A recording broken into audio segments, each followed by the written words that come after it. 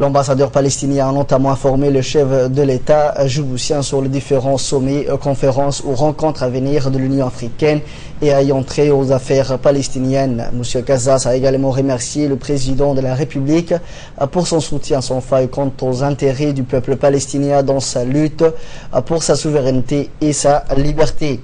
Et dans une interview qu'il nous a accordée, l'ambassadeur palestinien accrédité à Djibouti a précisé avant tout qu'il portait un message du président palestinien Mahmoud Abbas Abou Mazen au président Ismaël Marguelé.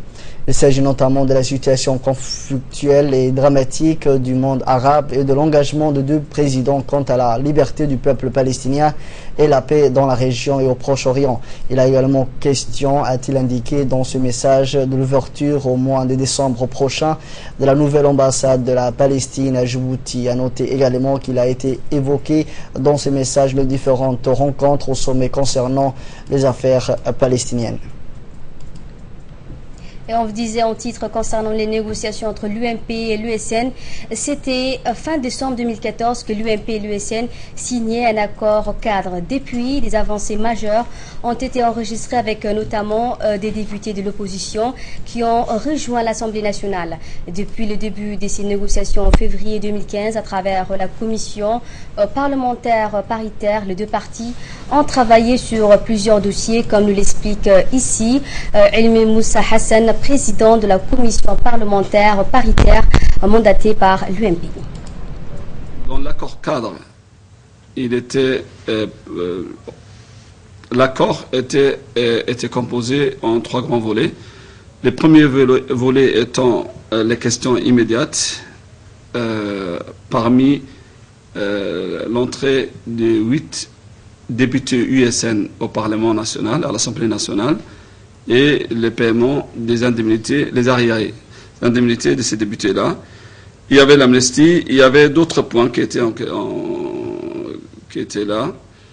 Le deuxième volet était les volets qui nous concernent, qui concernaient la commission paritaire, c'était de mettre en place une commission paritaire parlementaire composée de 4 députés USN et 4 députés UMP pour traiter le premier volet qui était de mettre en place 3 projets de loi. Ces 3 projets de loi, nous savons que c'était la CENI, la réforme de la CENI actuelle, le statut de l'opposition et le code de bonne conduite. Les derniers volets, ce qu'on appelle, c'était des réformes démocratiques à court et à moyen terme qu'on n'a pas encore abordées. Nous avons abordé rapidement au courant du mois de janvier ces 3 questions-là. Nous avons commencé par la CENI à la demande de nos collègues de l'USN et on a déjà fait une première communication le 20 février 2015. On a essayé d'être avec eux, à côté d'eux, pour finaliser ces points-là. Il y a une commission qui a été constituée, qui a été formée par le Premier ministre, commission qui a été composée des membres du cabinet du Premier ministre et de l'USN, extra-parlementaire, ce qui n'était pas député, pour finaliser ces points-là. Ces points-là ont été totalement finalisés, je crois. Il reste des détails, parce que l'amnistie a été même passée en plénière à l'Assemblée nationale. Leurs indemnités, ils ont touché leurs indemnités. Ils ont même tous les droits ils ont eu qui demandaient à cette époque-là. Parmi les mois essentiels sur lesquels la commission parlementaire paritaire travaille, il y a le statut de l'opposition ou encore la CENI, la commission électorale nationale indépendante. Selon le président de la commission parlementaire paritaire, les pourparlers ont abouti pour certains points, mais restent encore à les concrétiser. Pourquoi? Élément de réponse avec Elma Moussa Hassan. Le président de la République a récemment fait une communication où il a demandé à ce que les deux partis reprennent les négociations au sein du Parlement. On était prêts la veille, le groupe UMP était prêt, mais l'autre parti avait demandé à ce qu'on puisse reporter cette réunion qui n'a pas eu lieu jusqu'à présent. D'abord, les statuts de l'opposition, c'est en majorité les articles qui sont dans les statuts de l'opposition, il s'agit d'un texte qui décrit les droits et les devoirs de l'opposition.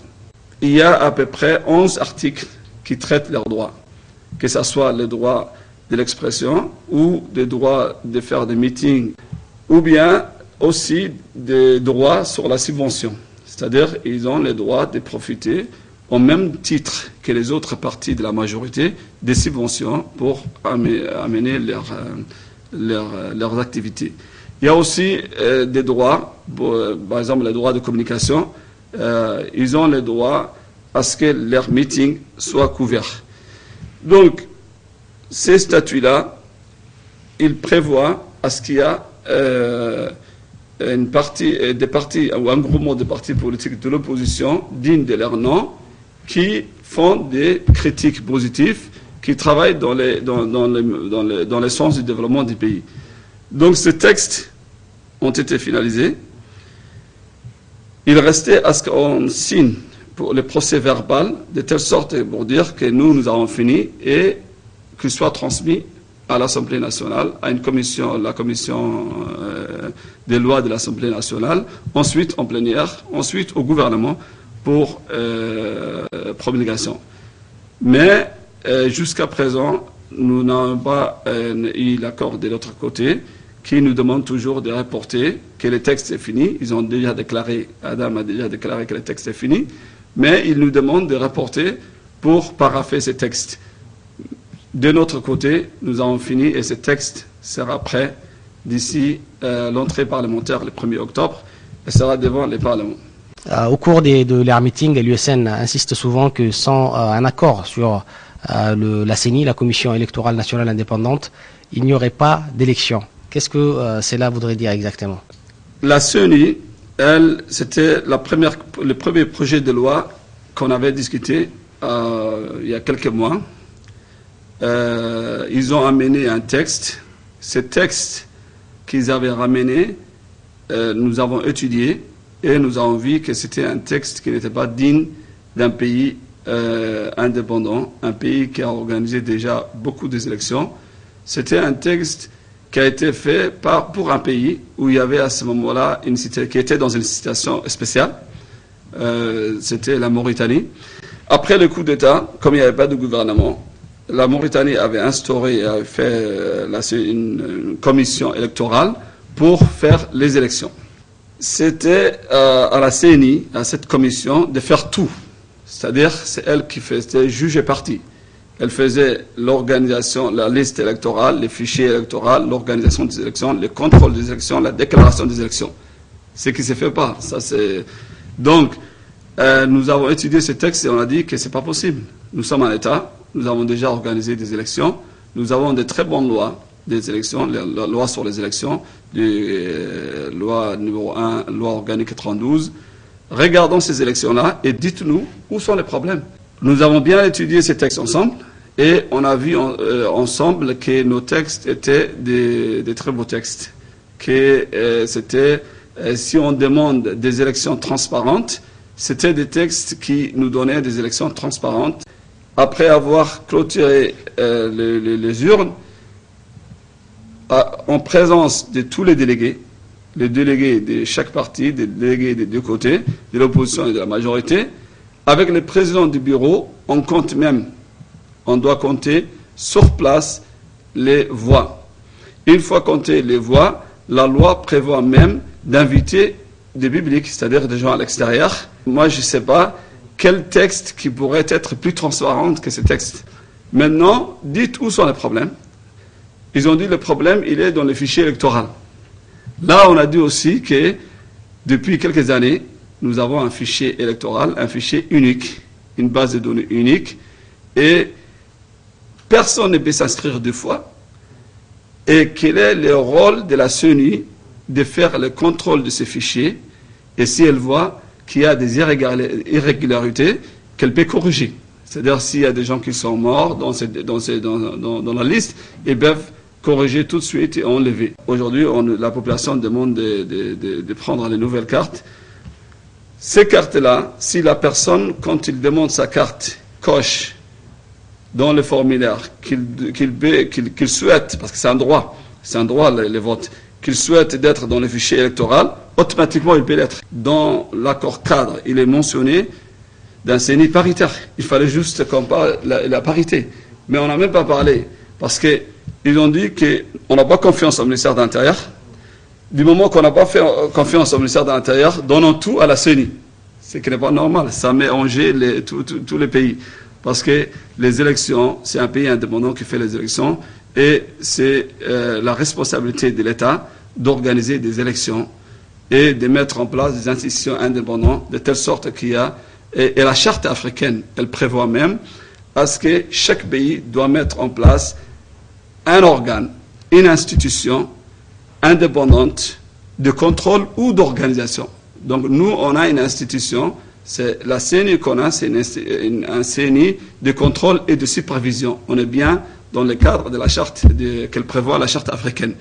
Donc il faudra qu'on attend, il faut que nos amis, l'USN, qui déclarent partout haut et fort qu'il n'y aura pas des élections sans la CENI, il faut qu'ils sachent, ce n'est pas la CENI qui fait des élections transparentes. La CENI, ce n'est qu'un organe pour superviser, contrôler ou organiser des élections.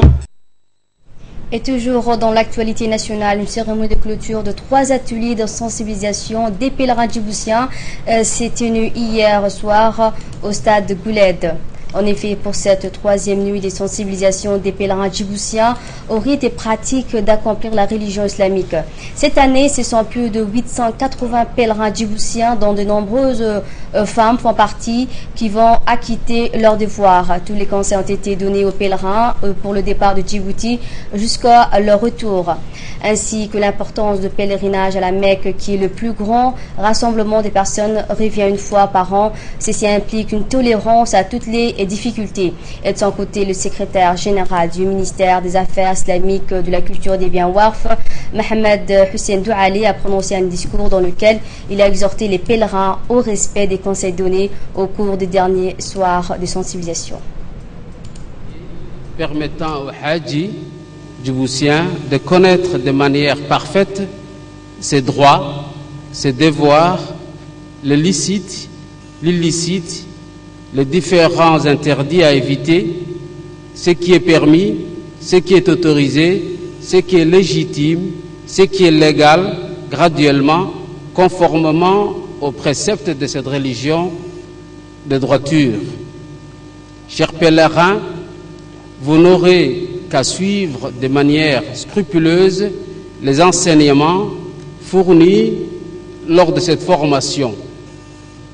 Permettez-moi de vous souhaiter Hajjan Mabrour wa Sa'yan Mashkour wa Damben Maghfour. Autre nouvelle du pays, la guerre au Yémen fait rage depuis plusieurs mois. Un nouveau boutre vient d'arriver ce mercredi après-midi et accosté au quai numéro 2 du port de Djibouti. On compte à son bord quelques 149 personnes, principalement des femmes et des enfants, ainsi que des personnes âgées ayant du mal à se déplacer. Ils ont été accueillis comme leurs prédécesseurs par les équipes de santé de la police du port de Djibouti. Les plus faibles d'entre eux ont été pris en charge par les équipes médicales. Depuis le début de la guerre au Yémen, la République du Djibouti a ouvert un couloir humanitaire pour accueillir nos frères et sœurs yéménites fuyant la guerre.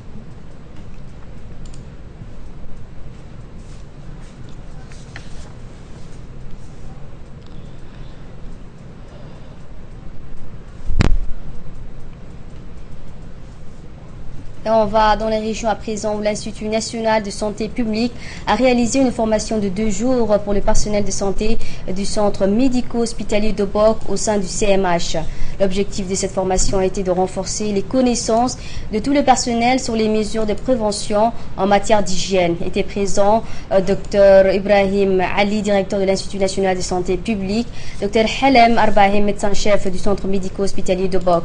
Ce renforcement concernant les axes suivants que sont les connaissances des modalités de déclaration des maladies obligatoires, comprendre également les principaux objectifs de la surveillance épidémiologique, présenter les différents moyens préventifs de lutte contre les maladies dues aux mauvaises hygiènes. Les infirmiers, les laborantins, les agents communautaires exerçant dans le centre médico-hospitalier ont été formés. À la fin de la formation de 2 jours, l'équipe de l'INSBD a réalisé des pulvérisations au camp des réfugiés Markazi en montrant les mesures d'hygiène qui doivent être appliquées pour éviter toutes les maladies, et la priorité du ministère de la Santé est de lutter contre l'apparition de ces maladies qui touchent majoritairement les femmes et les enfants. Restons à Obok, où le Croissant Rouge de Djibouti a procédé au lancement d'une campagne de gestion des déchets dans les camps de réfugiés près d'Obok.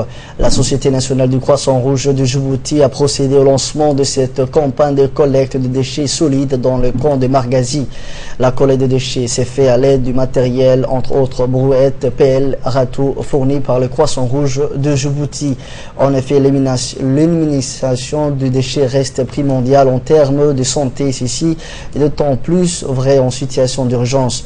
Ainsi, si les déchets solides ne sont pas pris en charge rapidement, de sérieux risques sanitaires, environnementaux et sécuritaires apparaîtront et pourront impacter le quotidien déjà fragile de ce réfugié. C'est une activité quasi hebdomadaire, dans la mesure où nos volontaires mènent cette activité-là quasiment toutes les semaines. À la seule différence près qu'aujourd'hui, nous avons décidé d'impliquer les réfugiés dans la mesure où il est plus que nécessaire de les impliquer dans la gestion et l'autonomisation de leur camp.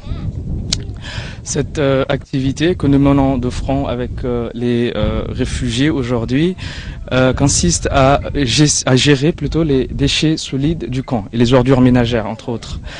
Parallèlement à cette activité de gestion des déchets solides et de nettoyage du camp, le Croissant Rouge de Djibouti mène quotidiennement une campagne de promotion d'hygiène afin de sensibiliser les réfugiés quant aux bonnes pratiques d'hygiène et leur permettre de gérer leurs ordures ménagères et de prendre soin de leur camp de réfugiés.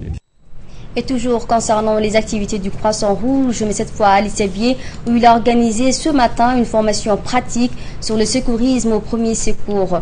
Plusieurs jeunes bénévoles du Croissant Rouge branche d'Alisabié ont participé à la formation des sécuristes pour mieux répondre aux réalités des interventions quotidiennes, de mettre à jour leurs connaissances et apprendre les techniques des sécurismes. L'objectif de la formation, qui a duré 2 jours pour les bénévoles, était la préparation aux situations d'urgence, au premier secours et sensibilisation aux gestes qui sauvent. Le vice-président du conseil régional d'Alisabié, Mohamed Mahamoud Geldon, et le président de l'antenne du Croissant Rouge branche d'Alisabié, Abdibour, ont mis l'accent sur l'importance de la formation sur le secourisme au premier secours. Djibouti pour l'orientation des bénévoles sur la pratique du secourisme. Nous avons appris avec une grande tristesse et consternation le décès de Ali Hadi Odawe, survenu hier au PK20. Le défunt, né en 1940, était un sage respectable et respecté de tous pour sa bonté et sa générosité. Il était durant les heures sombres de l'indépendance de la République de Djibouti un grand militant et indépendantiste aux côtés de ses frères djiboutiens. Le défunt Ali Hadi Odawe laisse derrière lui 8 enfants et 28 petits-enfants. En apprenant sa disparition, la direction générale et le personnel de la radio-télévision de Djibouti adressent leurs sincères condoléances le plus attristées à la famille et aux proches du défunt et prient le Très-Haut et Tout-Puissant d'avoir pitié de son âme et de l'accueillir dans son paradis éternel. Inna lillahi wa inna ilayhi raji'un. À l'étranger, à présent, le flux des réfugiés est loin de se tarir à la frontière entre la Grèce et l'ex-république yougoslave de la Macédoine. D'après le Haut-Commissariat de l'ONU pour les réfugiés, ce sont près de 3000 personnes qui passent là chaque jour. Ces réfugiés ont rallié les côtes grecques la plupart du temps depuis la Turquie et ils traversent les Balkans en direction de l'Europe de l'Ouest. Le HCR estime que 80% des gens qui s'apprêtent à traverser la frontière qui fuient le conflit en Syrie. Et la police autorise le passage par groupe de 150 à 300 personnes à la fois et la priorité est donnée aux femmes, aux enfants et aux familles. Les réfugiés suivent alors cette fois de chemin de fer jusqu'à la ville de Jevgelia. De là, ils comptent aller en Serbie, en Hongrie, puis rejoindre l'Europe du Nord avec l'espoir d'une vie meilleure. Et cette traversée des Balkans constitue une étape de plus sur un parcours déjà long pour ces personnes originaires de Syrie, d'Afghanistan ou d'Érythrée. Également dans l'actualité internationale, chaos après la fermeture de la frontière entre le Venezuela et la Colombie. À Bogota craint une crise humanitaire. Selon les recensements officiels, 861 Colombiens ont été expulsés du Venezuela depuis que le président vénézuélien Nicolás Maduro a annoncé samedi 22 août la fermeture indéfinie de la frontière entre les deux pays. La mesure porte sur un tronçon long de 100 km à la hauteur des villes frontières de Cúcuta en Colombie et de San Antonio en Venezuela. C'est la première fois depuis l'entrée en vigueur de la Constitution de 1999 promulguée par Hugo Chavez que le gouvernement vénézuélien a recours à l'état d'urgence. À Bogota, le président Juan Manuel Santos a condamné hier pour la première fois les expulsions en cours après avoir joué l'apaisement. Voilà donc l'essentiel de l'actualité. Restez avec nous, le programme continue.